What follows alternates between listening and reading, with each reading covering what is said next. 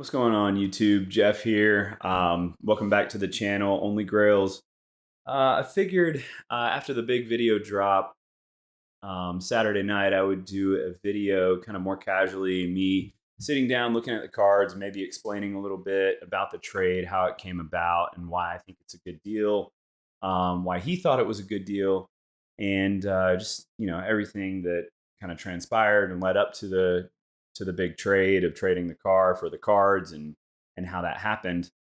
At the same time, I do want to go through and look at some of the cards that I got in the trade deal, and then maybe kind of precondition some of them. I know one of the things that made it really attractive for me is that he was a pristine collector. Everything was really well organized. Everything was very well protected, double sleeved, top loaded, or not top loaded, but double sleeved with perfect fits, and then sleeved in another sleeve, and then bindered. Um, and he was a guy that obviously he didn't mess with his cards much, pull them in and out of the binder. So it was just everything that I was flipping page. It was grail after grail, and then just kind of looking through everything. It was super nice condition. So I was like, man, there must be. I think I made a comment in the video too. This could be a binder full of tens, and certainly not every card that that's pack fresh is a gradable 10, but that's kind of why I want to go look, take a closer look and dig through and see what exactly some of these cards might get. So I think that's what we're gonna do here. We will maybe kind of talk a little bit about what happened and what led up to it as well. So without further ado, let's just kind of get right on into it.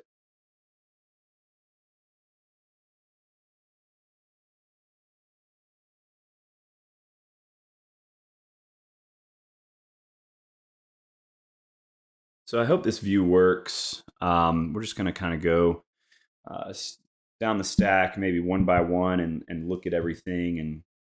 And I got a Charizard V Star here, the other half of one of my favorite Mewtwo cards, and I'm going to try to get as good of quality as I can here. But I'm on a GoPro um, acting as a webcam, so the resolution isn't great. But let's see. Yeah, this one is a good bit right heavy. So um, make a non-gradable stack over here.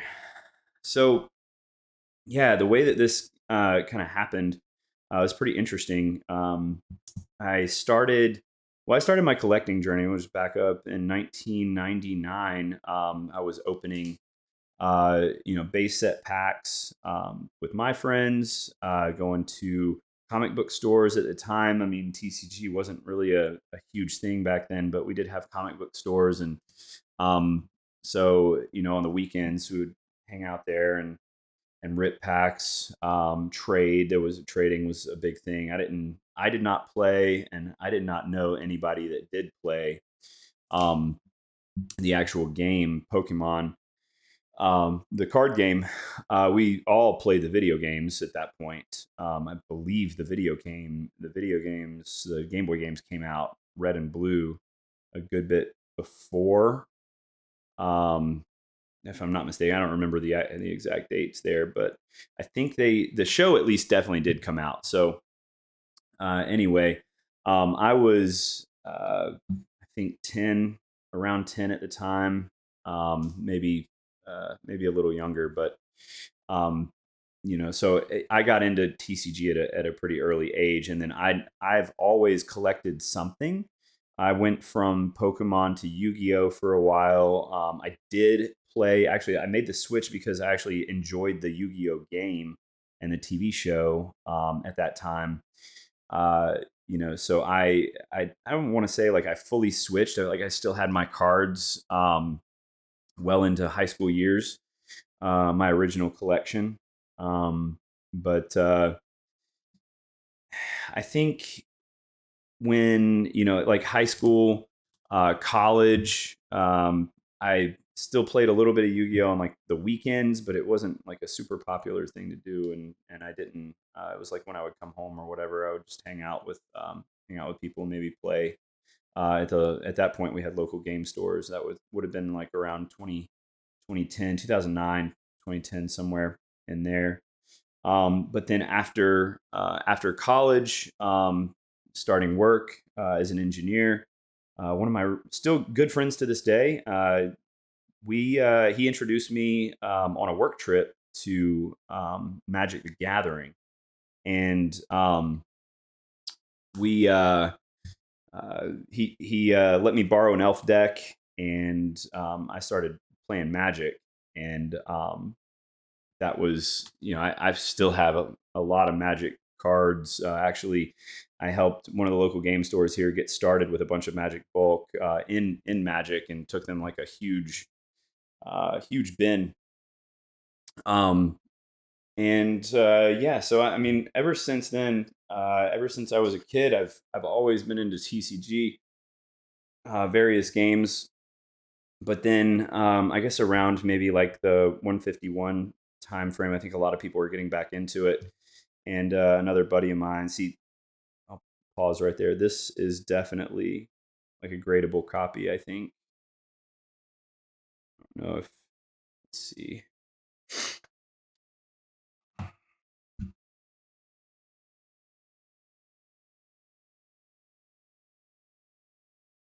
Yeah, this is super nice. You probably can't see the edges on that, but man, super nice quality.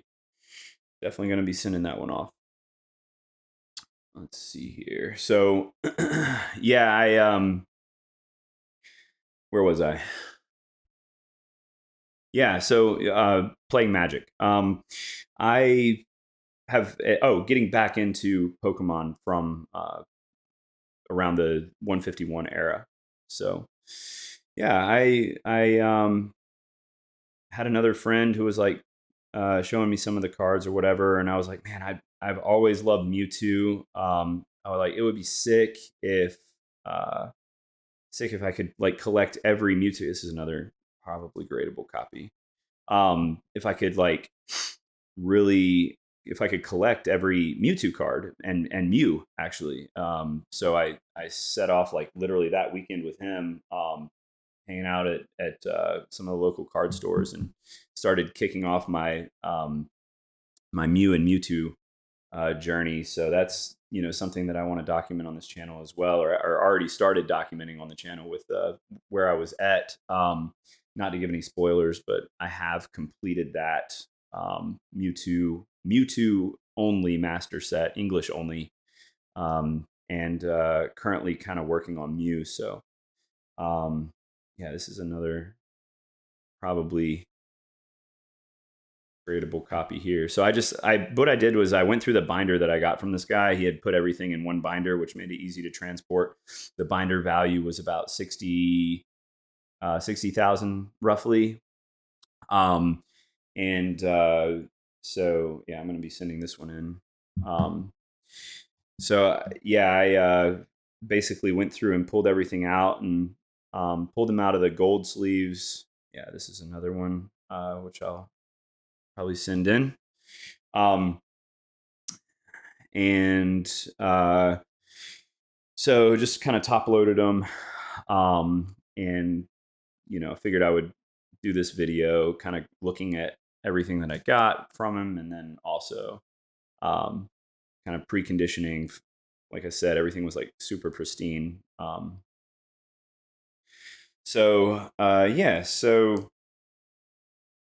I don't remember where I was at in my little story time there, but yeah, I guess I started collecting Mew and Mewtwo around that, I guess, 151 set, and that came out, and the promo for from the UPC was, this is also a very nice copy. This Team Rocket's Mewtwo, as we're talking about Mewtwo. Put that in the gradable stack.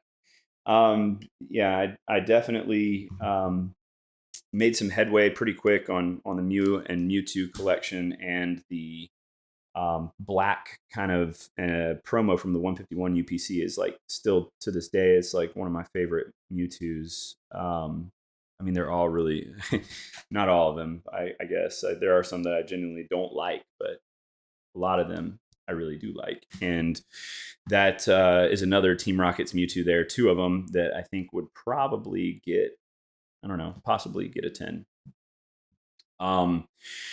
Let's see. So, we got here stacks.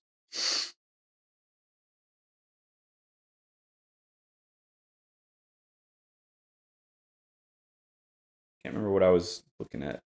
Okay, start here. So we have collected every Mewtwo, and I'm not going to grade those except for very specific ones. I do want a second copy of. I have a nice copy in the binder, the master set binder, but that's just a little bottom heavy. This is a really cool card. This is a pre-release stamp of the Clefable in not gradable condition, but some whitening on there. But I mean, these are crazy rare. I think the Raichu just went to auction or something like that. I saw this, like PSA has like Pop 2 graded Raichu pre-release, and somebody was trying to sell it for 5 million or something like that. It's crazy.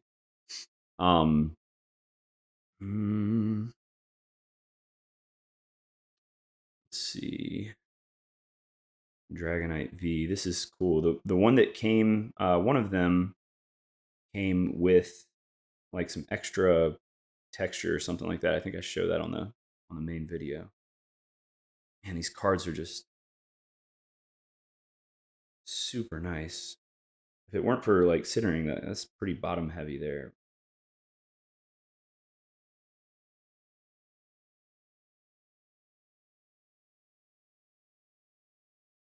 I don't know. That's,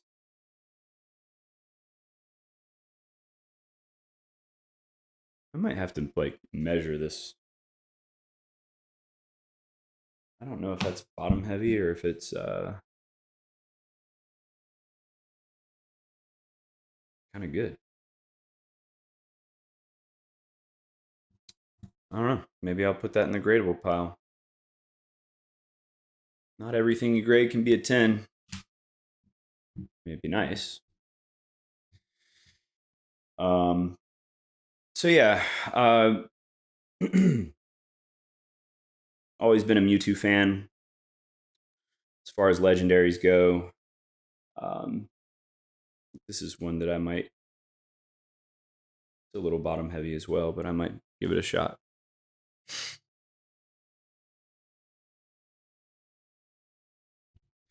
So then in 2020, so I got back into collection around then, and then in 2025, I started going to card shows and vending. It's kind of I opportunity presented itself to buy like a pretty good collection at like 60%. This guy he was like, I don't want it. I'm like, well, I'm not really going to pay you very strong on it. He's like, just give me something. And I was like, well, I mean, I can give you $1,000 or something like that. I don't remember the exact number, but it was somewhere around 1,000. And I was like, it was kind of I don't really want to buy this price, but if you sell it to me for that, I'll buy it, I guess. And I guess he was like, yeah, that's fine.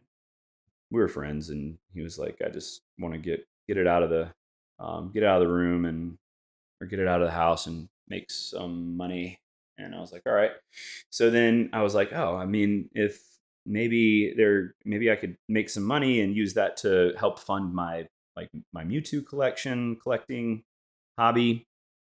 And I don't know, like that's how it started. And then I found another guy on Facebook that wanted to offload a collection at 80%. So that first collection ended up selling pretty quick, all of the cards individually. I think I did the math, and I had bought it at basically like 60%. So I bought another collection. I paid 5,000 for. At the time, I didn't really have any money set aside from it for it. I was just, if a deal came up, I knew that I could sell it, and or had some experience and thought that I could sell it. So I paid around, I don't know, maybe like $4,000 for a $5,000 collection. And then again, like early 2025 or whatever the date was, it sold super quick. Like shows. I was just at the time I was just going with a buddy of mine that was doing shows. So I kept doing that, like a little bit at a time. I would buy little collections and flip them, and then started obviously trading at shows, and just rolling the money and just kind of rolling it up into the next lot or next card, and it really took off way quicker than I expected.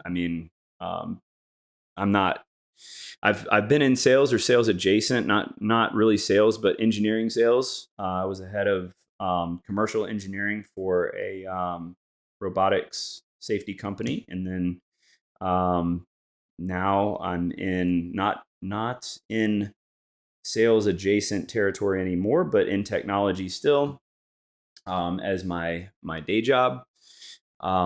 This is like vending is not really, or YouTube especially, is not something that these are really cool, by the way. The play stamp Charizards, I think I got a stack here that's coming up, but they're not gradable, I don't think. This one is super, super left heavy. But they are in excellent condition.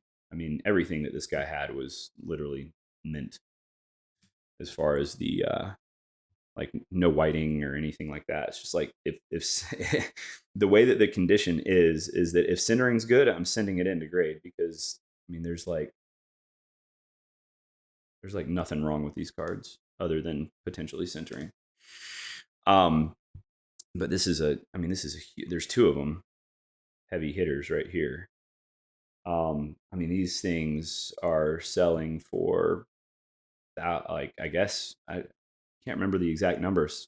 Might be $2,000, and the PSA population on them is like ridiculous. So here's one that has like a little bit of white in the corner up there, but it looks like it probably came out of the pack that way. But yeah, these things are absolutely sick. And this right here, I think this card right here alone makes the Pop Series 2 pack hyper expensive compared to the other Pop Series packs. This Gengar, for a Gengar collector, it is an interesting one. Again, not gradable, unfortunately. It's pretty right heavy, but pretty cool nonetheless. So yeah, again, I forget where I was, but talking about my day job, I think maybe work for a big company, technology manager, engineering manager, and the operational technology lead for our operations for North America. So that is all I'll say about what I do for my full-time gig. Anyway, I had money to throw into cards whenever opportunity presented itself. So I've just been kind of rolling it up. I haven't actually put in any of my own money for a while. Just kind of, I would say, business money, selling cards, flipping cards, lots, etc. And then I hadn't put until this opportunity came along. So I have obviously had an R8. I've also been pretty active in the car community for quite some time, and I've always been into sports cars ever since the Clemson Sports Car Club when I was in college at Clemson. And even before that, I mean, I got into cars when Need for Speed came out on the was it PlayStation? I think PlayStation 2, I believe. Yeah. Anyway, and then my dad was into cars as well. He built kit cars when I was growing up. So always had cars and kind of the same thing. Like I would just buy a car, eventually maybe like flip it, make some profit. Um, I then started an automotive electronics business, which was very profitable. Ended up selling that in 2024 when I took this new job for the company I work for now, and just didn't have the time to keep doing that on the side. But throughout that time, I built an SLC and did some extensive electronics work, made a bunch of friends in the car community, bought an R8 to do some conversion work on that, twin turbo, etc. The story about the R8 is that car was a one of 30. Well, let me back up. So the reason why I decided to go, I wish this was gradable, but it's not. It's too fat on the bottom. Went to do some work in an advanced automation lab in for our technology in my business that I was in back in 2020, and went to a big VW's headquarters, did some work for their technology lab there. Then I got to do kind of a driving experience over there and chose an R8 and was like, oh my gosh, this thing is sick. And I was like, all right, I'm just buying R8 when I get back to the States. So I bought one. I bought the one that I had and did this trade with. It was an ESE, is not a base model R8. So I feel like maybe I need to clarify a little bit. There's going to be a lot of questions about, I've already seen it like on Reddit and Facebook and people questioning why somebody would pay for that R8, what they did in cards, card value. It was a 1 of 30 limited edition. So in 2012, Audi did a limited edition run for the R8 in the closeout of the Gen 1 pre-facelift. So it got a different interior. It got a plaque on the door that said Audi exclusive. ESE stands for exclusive selection edition. And this is good. This is gradable. Not that it would bring a premium, but anyway, different interior, had a leather stitch match. I mean, it's the nicest interior that Audi ever did in an R8. It's nicer than the GT. The GT still had plastic console. This had stitch match leather all over. It had Alcantara on the headliner. It had GT gauges, GT taillights, a different grille, different wheels, and different rear diffuser. So, I mean, it was like a limited edition. I mean, it didn't have any more horsepower, anything crazy like that. This is also go to the gradable stack.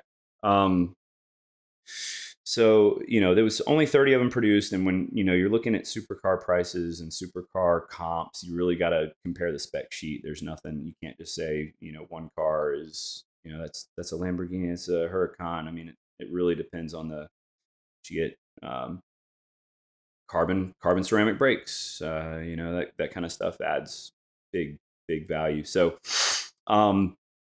anyway, another gradable card here. So yeah, I mean, the car itself, manual transmission, V10, ESE. They only made 30 of. I mean, there was, it was worth every bit of what the guy paid. He knew it was worth every bit, and so we reached a deal, basically. And like I said on the video, on the main video, is we had comped the cards roughly at 130. We comped the car at 130, and it was that's what it is. But 130 to 140, somewhere in there. give or take, a couple thousand. So we agreed on the lot. We agreed on the car price, and decided to pick a day and make it happen. So that is, kind of what happened. That's the information on the car and the deal. How we found each other is pretty interesting. So, a few months back, I actually made a post looking for somebody a while ago, looking for somebody to trade into a first edition Charizard from base set. That was a bit of a reach, admittedly. But I did get some interesting prospects. Somebody had a lot of gold stars, all in PSA 10. So there was like some, interesting things that came my way out of that post. Nothing ultimately stuck. And so a few months went by, and then I did another post, and it was not specific to any card, but if you want to trade your Pokemon cards for a supercar, let me know. For an R8 twin turbo gated manual, and is coming up on a large swath of pretty centered cards here. Now this Leafeon is really sweet. It's got a really cool ink error where it's got too much green, and it's like, I don't know what you can see or not see on the video on the screen, but it's pretty nice.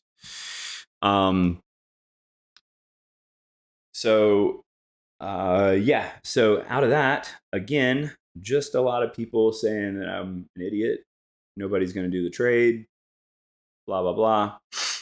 Nothing. And then I was on one of the R8 pages, and I saw a random person say, "Hey, I want to trade Pokemon cards for an R8. Does anybody want to do that?" And then he had a collector, picture of his collector portfolio, and it was roughly like $60,000. And so I think what he was looking for was different. Probably, I don't know. I didn't know if he saw my post or not, but I commented and said, "I guess you saw my post about trading my car, my R8, for Pokemon cards." LOL. And then he messaged me. I think we chatted back and forth. He was out of town, but the comps were off. I mean, there would have to be cash involved as well. But the guy that I ultimately ended up doing the deal with, he messaged me out of that, or he commented on that thread and said, "Hey, I'm send you a message." And so he messaged me. And then in the meantime, I actually had somebody else from a different post reach out. And so I was actually working on two deals for a trade. And one of them was a vintage collection that was worth about, it was comped at about 100, mostly vintage. It was comped at about $110,000, something like that. And so he was going to have to either add cash, and then there was the prospect of him adding a Dodge Viper, which he had, supercharged Dodge Viper, 1,000 horsepower on top, and then I would add cash to offset the cost of the Viper on top. And ultimately, I didn't really want another car at this point. So I think we could have done a deal with maybe like $20,000 or $30,000 on top. But I mean, in the time that I was kind of, tossing around those ideas with this guy, the guy that I ultimately ended up closing the deal with was super serious. He paid a deposit, he put it down, and he's like, "I'm gonna let's pick a date." So ultimately, it ended up working out with him. Some things that made this deal attractive to me, a couple things. I think the collection, it was mostly, it's all modern. The packs, the sealed, the individual singles, all of it is modern. So you think, why would you trade that much in, value and for modern collection? And I mean, it's fairly simple to me, especially with the sealed. Um, especially with the sealed, it has not appreciated yet, in my opinion. So certain stuff like Evolving Skies certainly has seen a good bit of appreciation, but nothing like vintage. Um, so I think I have some headroom. The other thing is that there were some things in this collection that I really want for my collection. So not only could I, sell a few things, I could keep a few things. And stuff like sealed booster box cases of Destined Rivals, something my favorite set, um, is something I'll hold on to forever. At least 20 years. I don't see myself getting rid of either of those, and there were two of them.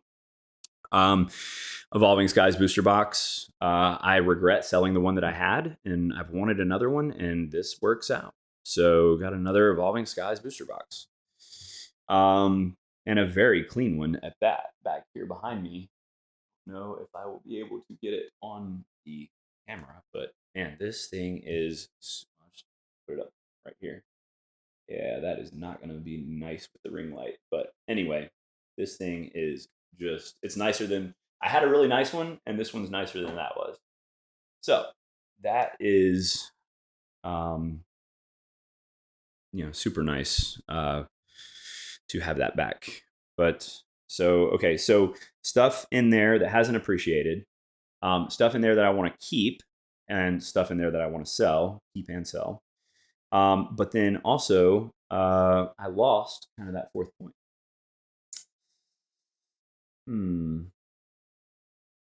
Oh, yeah, of course. The singles. All of these singles, I mean, the guy was a pretty anti-grader. The stuff that he did get in slabs, he cracked out for his binder collection, which I respect. I've done that. I am not a huge. I think I said that in the main video. I am not a huge slab collector. There are certain slabs that I would like to have, and some slabs that I will keep in my collection. One of my favorite is this card here. This has just the meanest hand swirl and a double swirl and different lighting, but this in a PSA 10 to me is like, this is an amazing card. This is one of my favorite cards all time. And just that swirl right there in his hands, it is just ridiculous. I love this card. So anyway, there are certain things, and I mentioned before that I really like that Mewtwo, that the 151 UPC Mewtwo promo. I want that in a tag 10 because I think it looks sick. I think it looks sick with a black background behind the tag slab. We've got potentially a Charizard, Venusaur, and Blastoise gradable copies here.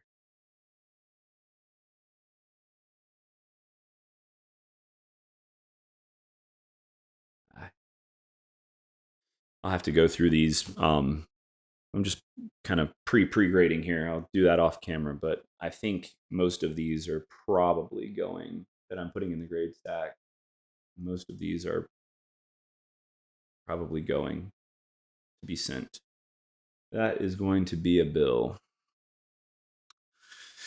Yeah, that Mewtwo I definitely want in a tag slab, tag 10. That's going to be a, hopefully I have one in this gradable stack. Hopefully I'm going to send that one to tag. And then also this Mega Charizard, I'm going to scan this in on like 600 DPI on the computer and measure very precisely I have some CAD software where I can get down to micron level on these edges, which is what I do when I grade, and it really helps as far as getting centering. But this, I may, if that looks good, I may send this to Beckett. I think worst case, you know, if worst case it looks like a 9.5 on centering. The edges on this card and the corners just look so nice, like not a flaw anywhere.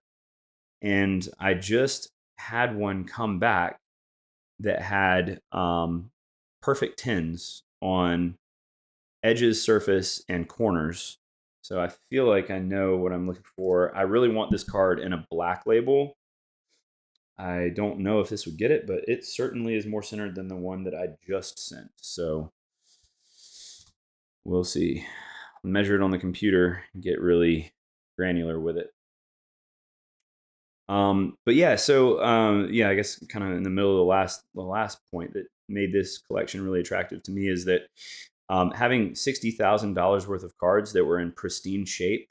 I mean, it makes sense, right, to like buy those and then send off a good chunk of them to grade. And if even only like 20% of those grade, or less, I mean, that's still a huge come up. I mean, at the end of this video, I will show you what I think is possible by the numbers.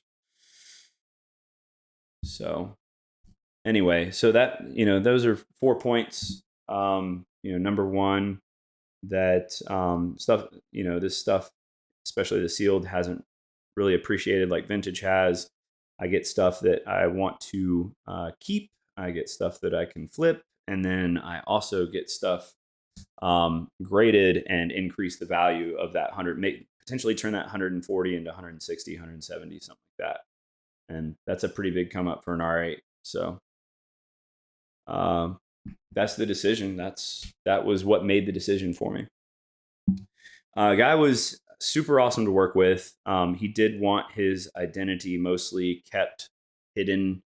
So I am in process right now of editing that and making sure that like he's blurred out and location and stuff like that is not, you know, disclosed. So, you know, he was cool with the video. I think he's like excited to see it, but he just didn't want himself being, you know, on the video or like identifiable or so. So, what else? We are getting down to the last few cards here. So, the one thing that I wish this set did have that it doesn't, or this collection had that it doesn't, was a prismatic Umbreon. I really want that. I really would like a copy for that of that for my PC in a 10. Don't think that's gradable. With these corners, yeah, see, just like slight dings on the corners. Man, I wish this would focus better, but it is not playing ball. It's mostly dust there, but no, I forget what I was saying again. Anyway, I probably won't edit this video at all. I'll probably just throw it up and just get something out just to talk about it. And yeah, anyway, super nice guy, really easy to work with. Made a new friend along the way. He's going to keep me posted. He's got some big plans for the R8. I know that one of the limiting factors on making like huge power on a Gen 1 R8 that is not a factor in the Gen 2s that are out there setting records and, you know, crushing it at like Texas 2K is the fuel system. So the fuel system in the Gen 1 that I had and that every Gen 1 has is a direct injection only, and therefore this is pretty interesting. It's got a roller air down the length of it, basically a pinch air from the rollers on the conveyor line, or the printer rollers, I should say. So that is it. I will not be grading that. So all in, we've got this stack here, this stack here. Let's see if I can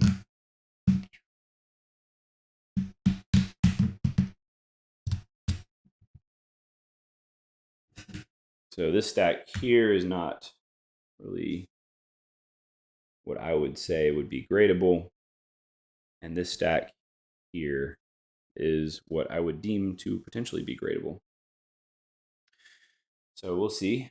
I'm going to move all of these out of the way and maybe get a count, total count.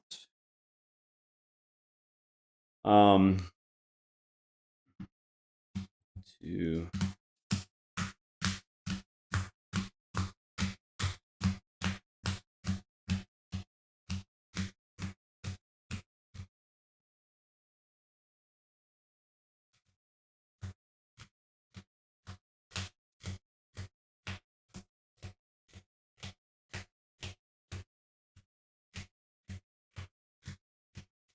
47 cards.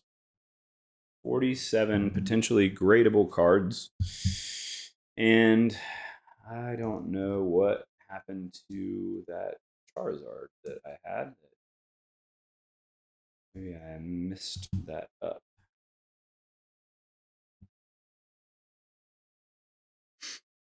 Yeah, all right, cool.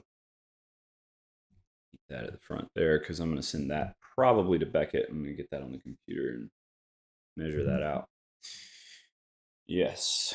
So anyway, that is the most of the singles there that I pulled out of the binder that were more high dollar. Basically, I pulled out anything that would reasonably sell for higher than $50. The binder will remain $50. Well, the binder will actually remain play stamps, and then behind the play stamps will be $50 and under cards. Some of the play stamps are just ridiculous, like Radiant Charizard, Radiant Greninja in there. Both of those pretty high dollar. There's some Evolutions, I believe, in the play stamps that are also pretty high dollar. So I think I just wanted to keep all the play stamps together for the most part, besides like the Gengar, the VMAXs, and some of the other Charizards that are like in the hundreds of dollars. Although the Radiant Charizard, I think I just saw sold for like $600 or $400 or something. So pretty good stuff. And none of that. The other thing was we used Collector to comp, and on that kind of stuff, Collector was comping way lower than what they will actually sell for. So I'm interested to see what what the collection brings me, and then I'm also interested, like I was saying, I'm interested to see what he ends up doing with the car as well. I know he's got some plans, fuel system wise, so that he can make bigger power. I think something that I didn't ever do, which you have to swap the ECU, you got to swap in the intake manifold and the fuel system, fuel injectors, fuel rails, and all that. You got to add that to the Gen 1 to make it, push the power that a Gen 2 could. And even still, I'm sure that there's differences in the engine structure that may make that impossible, but he'll be able to get a lot more. It's dynoed at 650 right now, which probably puts it around 800 at the engine. But anyway, that is the collection. That is the details on the car. Hope you enjoyed it, and we'll see you in the next video.